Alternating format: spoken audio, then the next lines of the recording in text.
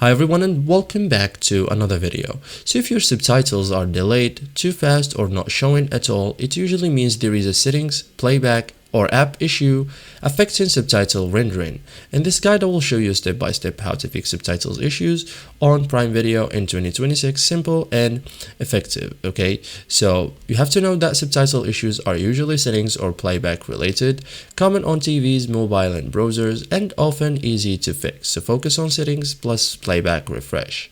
So turn subtitles on properly, like while playing a video, open audio and settings, okay, and select your preferred subtitle language. Ensures it ensures subtitles are enabled.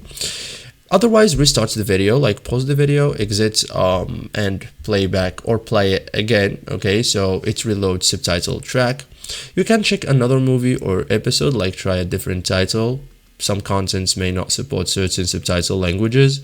You can also restart your device, like restart your TV, phone or computer. This clears temporary glitches.